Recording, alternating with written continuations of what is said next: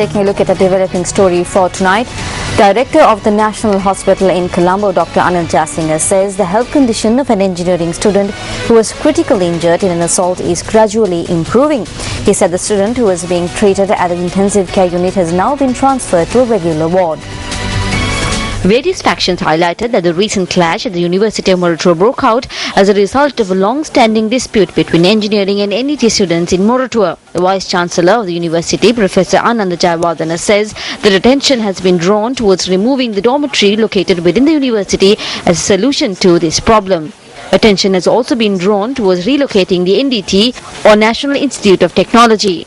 A 20-acre plot of land has been secured to relocate this institute in Diagama. The necessary planning has commenced under Chinese aid to construct the buildings, but as we are yet to receive the necessary provisions, construction has not commenced as yet. The Vice-Chancellor added that disciplinary action will be taken against students involved in the recent clashes. We hope to take disciplinary action and punish all students who were involved in this in order to protect the reputation of the university. We will inspect the security situation within the university next week and hold discussions with the faculty deans and the director of the Technology Institute as well to decide when the university should be reopened.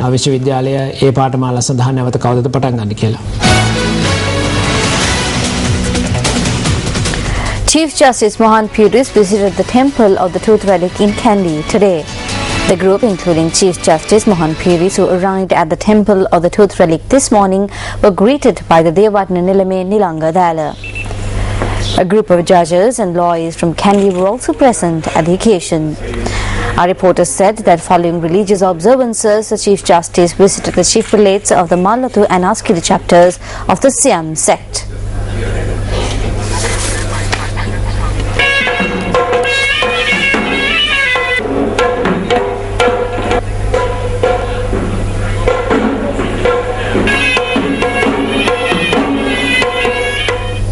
Also in local news, UNP parliamentarian Karu Jayasuri highlights the need for creating a society where positions are bestowed on those qualified to hold positions.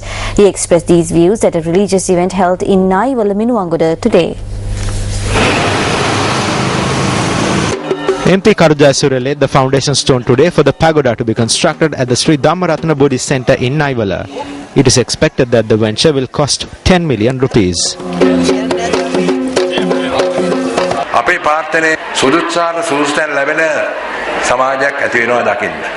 We pray that we will be able to see the creation of a society where positions are given to suitable people. It is here that we spoke of the judiciary with much pain. The judiciary is the highest place that a person can go to. We must protect these places. We must stop engaging in politics at these places.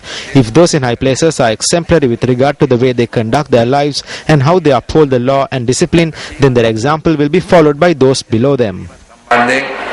අපි සියලු දෙනාම විශේෂයෙන්ම මේ රටේ ඉහළ තැන් වලින් ඒ ආදර්ශය ලැබුණොත් පහළ තැන් වලට ආදර්ශය නිතරින්ම ලැබෙනවා.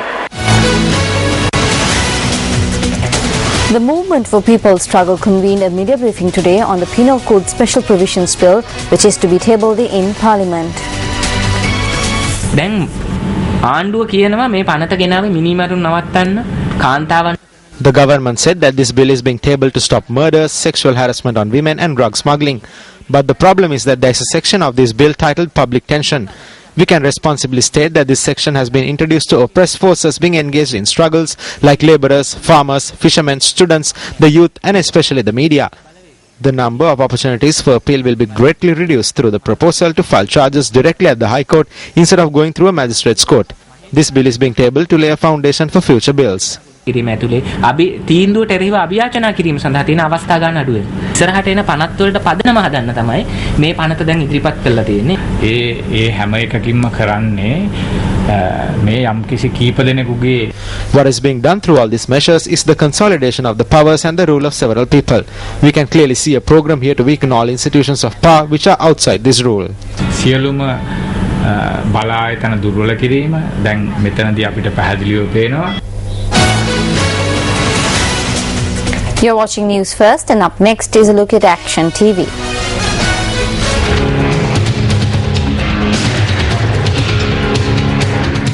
An extraordinary meeting of the Board of Directors of the National Aquatic Resources Research and Development Agency on NARA has been called for tomorrow. The board last met on the 31st of December last year.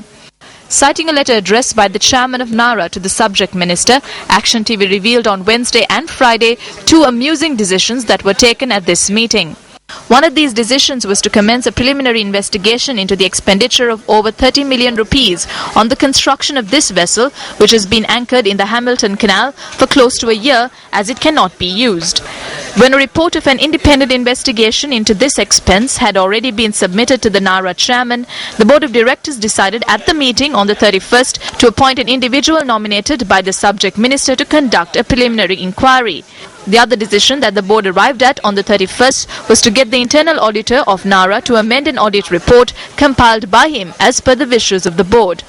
In his audit report, the internal auditor had pointed out that there are several problems surrounding the manner in which more than 60 million rupees earned by NARA through the provision of consultancy services for the Colombo Port expansion project had been spent. It is notable that the board decided on the 31st not only the date but also the time that the internal auditor should submit the amended report to the NARA chairman. If the internal auditor of NARA has bowed to the wishes of the board and has compiled and submitted the amended report to the chairman in violation of the fundamentals of his profession, then this report will be tabled at the board meeting to be convened tomorrow. If the internal auditor does bow to these wishes, then his role as the internal auditor of NARA could also be questioned in the future. Nevertheless, tomorrow's extraordinary board meeting has been called as the Auditor General has submitted an audit query to the chairman of NARA requesting a response within 14 days. This audit query too is in relation to NARA's provision of consultancy services for the Colombo Port expansion project. The audit query notes that 19.5 million rupees that were earned by NARA through this contract from March 2008 to the end of 2011 had been listed by NARA as other income earned over a 4-year period without the approval of the board. The Auditor General also notes that while a sum of over 30 million rupees had been withheld in accordance with the terms of the contract for the provision of consultancy services, NARA has failed to take any steps to secure these funds even after the contract expired. This audit query also points out that the management of NARA has failed to carry out an inquiry to determine if there is any truth to the claims that over 1.8 million rupees of the over 60 million rupees earned by NARA for this project had been paid as withholding tax. Incidentally, in his original report submitted on the 20th of December last year, the internal auditor of NARA too notes that over 1.8 million rupees had been accounted for as withholding tax, even though NARA is not subject to pay withholding tax. The internal auditor added that the finance division of NARA was unable to produce any proof of payment. Another factor mentioned by the internal auditor in his original report is also contained in the audit query issued by the Auditor General. This fact is that the finance division of NARA failed to produce vouchers for costs incurred by NARA in the consultancy services project in question. The Auditor General also points out in his audit query as to how the NARA management had been deceived in this consultancy service project.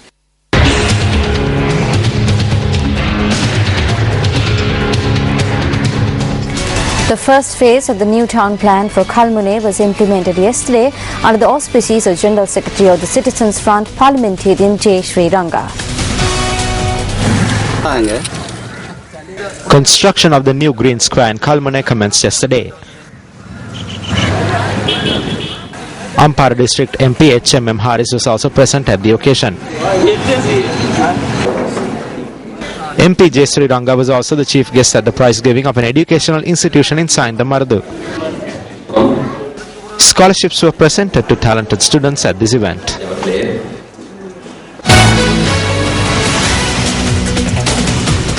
A children's home was declared open in Kilinochchi today under the auspices of Kumaran Padmanathan alias KP.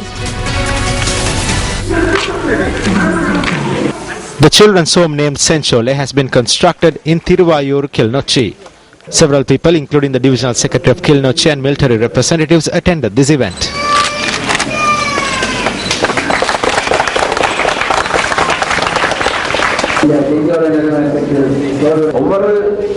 மாணவர்களிலும் ஒளிந்திருக்கும் திறமைகளை நாம் வெளியே கொண்டு வந்தாக வேண்டும்.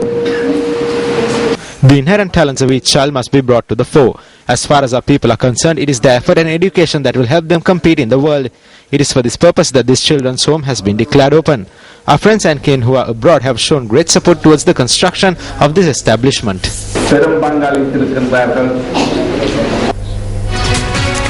A new report released by the international rights group and charity Oxfam notes that the world's 100 richest people earned enough money last year to end extreme poverty in the world 4 times over. According to the report the London-based group released yesterday, the world's 100 richest billionaires earned $240 billion last year. The group has called on world leaders to commit to reducing inequality to the level it was at in 1990 and to curb income extremes on both sides of the spectrum. The group says that the world's richest 1% have seen their income increase by 60% over the past 20 years, with the latest world financial crisis only serving to hasten rather than hinder the process. The release of the report was timed to coincide with the holding of the World Economic Forum in Davos next week.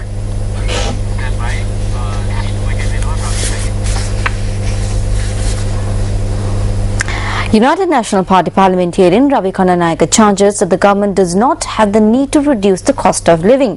Kananayaka made this statement at a meeting held in Kotahena today.